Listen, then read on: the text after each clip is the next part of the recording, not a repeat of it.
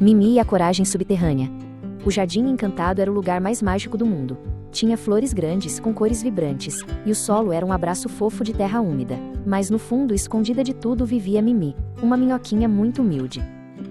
Ah, suspirava Mimi, encolhida no seu cantinho seguro. Sou pequena demais, tão minúscula. O que uma minhoquinha pode fazer num jardim tão vasto? Ela via os coelhos saltando e os besouros voando, e todos pareciam importantes. Um dia, a alegria do jardim começou a diminuir.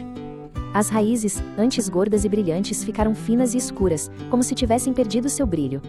Uma praga silenciosa estava se espalhando, sugando a vida de dentro para fora. Corram! A praga chegou! Gritou Pinhão Esquilo, passando em disparada. Os animais maiores entraram em pânico, sem saber o que fazer. A ajuda não estava na superfície, mas nas profundezas da terra.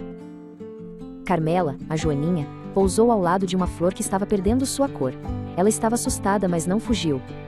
De repente, ela notou um pequeno montinho de terra mexendo, bem ao lado da raiz doente.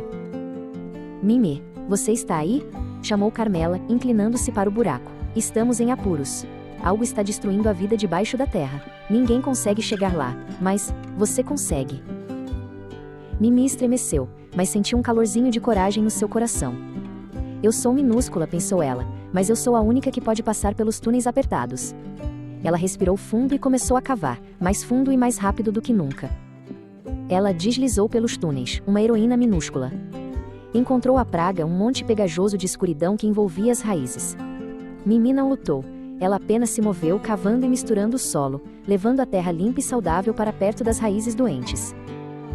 Aos poucos, por onde Mimi passava, as raízes começavam a brilhar de novo, o solo respirava. O trabalho de uma minhoquinha humilde, feito em silêncio e com propósito, estava salvando o jardim encantado de dentro para fora. Mimi subiu à superfície, cansada, mas feliz. Pinhão e Carmela a receberam com vivas. Você nos salvou, Mimi.